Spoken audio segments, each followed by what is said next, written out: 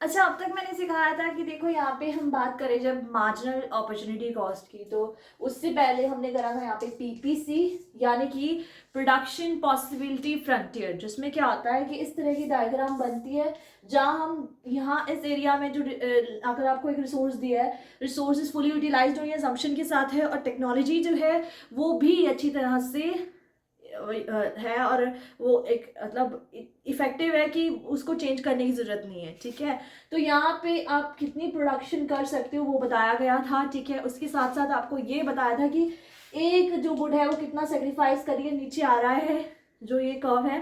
ठीक है, दूसरी गुड के लिए, तो इसे ही अपॉर्चुनिटी कॉस्ट कहते हैं यहाँ पे। ठीक है, जब एक जो गुड है वो सेक्रीफाइस करती है दूसरी के लिए, तो अपॉर्चुनिटी कॉस्ट निकल के आती है। मैंने शॉर्ट्स में कराया है, लेकिन मैं दोबारा करा रही हूँ ताकि मैं चाहती हूँ कि आप लोग अच्छे से सीख जाओ। तो देखिए यहाँ पे अपॉर्चुनिटी कॉस्ट, मैं ओपी लिख रही हूँ। ठीक है, अपॉर्चुनिटी कॉस्ट की जब बात कर रहे हैं तो आप सामने यहाँ पे देखो, इस डायग्राम में देखो, यहाँ पे मैं सामने ये बात कर रही हूँ अपॉर्चुनिटी कॉस्ट के बारे में। तो जब अपॉर्चुनिटी कॉस्ट की बात हो रही है, तो मान लो यहाँ पे वीट ले लिया मैंने, और यहाँ पर मैंने ले लिया राइस। ठीक है, तो देखो यहाँ पे जब अपॉर्चुनिटी कॉस्ट जो है वो क्या है कि जब वीट जो है, कितनी भी वीट है, 40 लाख टन जितनी भी एक एरिया पे वीट बन रही थी, प्रोड्यूस हो रही थी लैंड पे, अब उस पर राइस प्रोड्यूस होना शुरू हो गया। ठीक है, जब राइस प्रोड्यूस होना शुरू हुआ तो धीरे धीरे वीट की मात्रा कम होने लगी, क्योंकि राइस से ज्यादा लोगों को फायदा हो रहा था, सेलर को फायदा हो रहा था, तो वो प्रोडक्शन किसकी करेगा, वो ज्यादा राइस की करेगा। जब वो राइस की प्रोडक्शन करने के लिए जाएगा तो वो क्या करेगा, वो वीट को है सेक्रीफाइस कर रहा है, वीट नीचे आ रहा है, राइस के लिए अपना सेक्रीफाइस कर रहा है। तो जो अपॉर्चुनिटी कॉस्ट है, अपॉर्चुनिटी कॉस्ट क्या है कि जब द कॉस्ट एट विच जो राइस का प्रोडक्शन करके बेनिफिट हो रहा है, कैसे, वीट के सेक्रीफाइस से। ठीक है, उस कॉस्ट को कहते हैं द कॉस्ट एट विच हम लोग वीट का सेक्रीफाइस कर रहे हैं और राइस की प्रोडक्शन से बेनिफिट ले रहे हैं। ठीक है, तो ये है। ठीक है, तो यहां पर हमने बात करी है। और मार्जिनल अपॉर्चुनिटी कॉस्ट क्या है, अब इसके आगे एम लग जाता है, मार्जिनल अपॉर्चुनिटी कॉस्ट। ये क्या है, ये है कि जब हम यहाँ पे सेम ही डायग्राम है लेकिन चेंज दिखा रहे हैं। मान लो ये वीट है, डब्ल्यू मैंने दे दिया, राइस है, आर मैंने इसे लिख दिया। ठीक है, अब ये वीट और राइस जो है, यहाँ पे क्या हो रहा है, यहाँ पे जो है, पहले तो मान लो वीट थी कुछ 40 लाख टन, तब राइस जो था वो नहीं था, एकदम नहीं था, लेकिन धीरे धीरे क्या हुआ कि राइस बढ़ने लगा। ठीक है, मान लो कि भाई साहब यहाँ ये 30 रह गया, राइस बन गया भाई 10, फिर यहाँ भी आगे आया, यहाँ क्या हो गया, ये 20 पे आ गया राइस, ये 20 पे रह गया वीट। ठीक है, वीट 40 से 20 पे आ गया, राइस 0 से 20 पे चला गया। और ये जो अब यहाँ पे इस पोर्शन में हम लोग दिखा रहे हैं चेंज दिखाया जा रहा है। ठीक है, इट्स अ चेंज की बात यहाँ पे हम कर रहे हैं। ये चेंज यहाँ इस पोर्शन पे दिखाया जा रहा है। ठीक है, यहाँ जब पोर्शन पे चेंज दिखाया जा रहा है, ये चेंज जो है इसे मार्जिनल अपॉर्चुनिटी कॉस्ट कहा जाता है, जहां पे हम बात करते हैं द चेंज जो आता है एक के लॉस होने से और दूसरे को उससे फायदा होने से। मान लीजिए अब वीट थी 40 लाख टन। ठीक है, जहां पे राइस 0 था, लेकिन वीट अगली बार 30 लाख टन रह गई, यानी कि 10 लाख टन का हमें चेंज आ चुका है बिल्कुल। ठीक है, उसके बाद फिर 10 लाख का दोबारा चेंज आया, वो 10 लाख टन चेंज की बात यहाँ पे करी गई है, मार्जिनल अपॉर्चुनिटी कॉस्ट उसे बताया जा रहा है।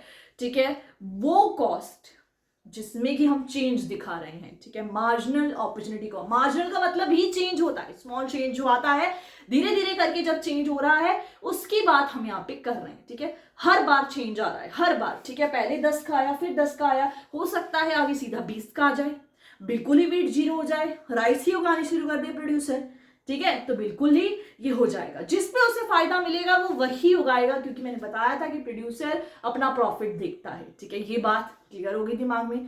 तो opportunity cost, marginal opportunity cost, बहुत ही सिंपल सी चीजें हैं दोनों जो हमने कवर करी है। मैंने इसे दोबारा इसलिए कराया क्योंकि मैं पिछले जो मैंने आपको चैप्टर कराया था जिसमें मैंने शॉर्ट्स में डाला था इसके बारे में, वो क्या था कि मुझे ऐसा लगा कि जहाँ पे क्लैरिटी नहीं हो पाई है ज़्यादा। तो मैं आपको ये भी बता दूं कि हम जब यहाँ पे इतना सारा कुछ बात कर चुके हैं, तो यहाँ पे स्कार्सिटी की बात हो चुकी है, स्कार्सिटी ऑफ रिसोर्सेज होता है, सबसे पहले हमने इसकी बात करी थी। उसके बाद हमने ये बात करी कि जब स्कार्सिटी होती है उसके कारण क्या होता है, स्कार्सिटी के कारण क्या होता है, हम लोगों को प्रॉब्लम झेलनी पड़ी है। सेंट्रल प्रॉब्लम्स कौन कौन सी प्रॉब्लम आ जाती है, what to produce, how to produce and for whom to produce, ठीक है। क्योंकि देखिए स्कार्सिटी है, स्कार्सिटी की वजह से ही प्रॉब्लम्स जनरेट हो रही हैं, ठीक है। हमें नहीं पता कि हमें क्या उगाना है, कितना उगाना है, किसके लिए उगाना है, प्रोड्यूस करना है यानी, ठीक है। उगाना से मेरा मतलब ये है, ठीक है। तो ये देख कर चलना पड़ता है। और प्रोडक्शन जो है वो सेलर के हिसाब से होती है, क्योंकि प्रोड्यूस सेलर करता है, वो अपना प्रॉफिट देखेगा, ठीक है। कंज्यूमर अपनी सेटिस्फेक्शन देखता है, उसे अपनी वांट्स पूरी करनी है, वहीं प्रोड्यूसर को अपना प्रॉफिट देखना है, ठीक है। हर किसी का अपना अपना मोटिव है, ठीक है।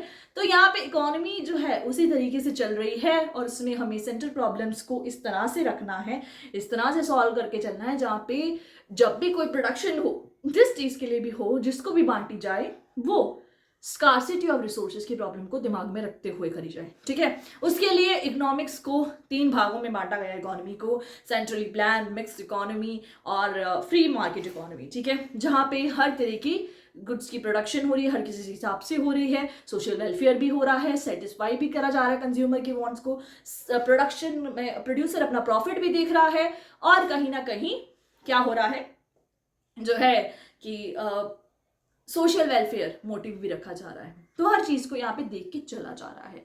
तो नेक्स्ट चीज आ जाती है, जब हमने बात करी थी अगली चीज की, वो थी कि हमने बात करी थी, आप यहाँ पर प्लीज ध्यान दीजिए तो हमने यहाँ पर बात करी थी कि जब हम लोग कभी भी कहते हैं कि हम लोग बात करते हैं, मान लीजिए हमने पढ़ा था, या हमने पढ़ा था कि यहाँ पे जब पीपीसी के बारे में, राइट, जब ये प्रॉब्लम्स की बात हुई थी तो पीपीसी निकल के आया था वहां से कि देखो ये जो प्रॉब्लम्स हैं, सेंट्रल प्रॉब्लम्स हैं, इनको सॉल्व करने के लिए प्रोडक्शन पॉसिबिलिटी कर्व का हमने जिक्र किया था। क्योंकि देखिए अगर तो ये प्रॉब्लम्स हैं, इन्हें सॉल्व करने के लिए हमें देखना है कि कितनी प्रोडक्शन करनी है, किस हिसाब से पॉसिबल प्रोडक्शन हो सकती है रिसोर्स पे, ठीक है।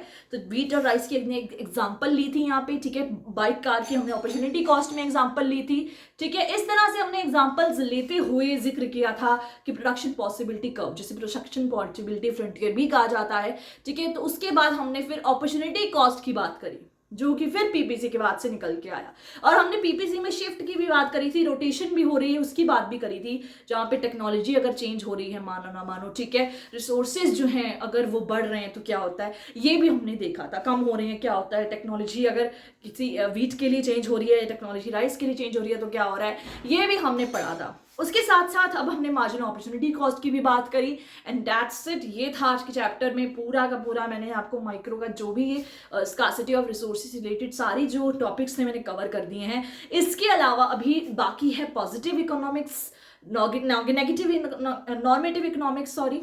तो उसके अलावा जो है वो है हम लोग बात करेंगे माइक्रो और मैक्रो के बारे में भी। तो ये टॉपिक्स मैं अगले वीडियो में अच्छे से कवर करूंगी। तब तक के लिए आप चैनल को सब्सक्राइब कर दीजिएगा। कुछ भी आपको पूछना है, कहीं भी आपको कुछ लगता है तो आप बताइएगा।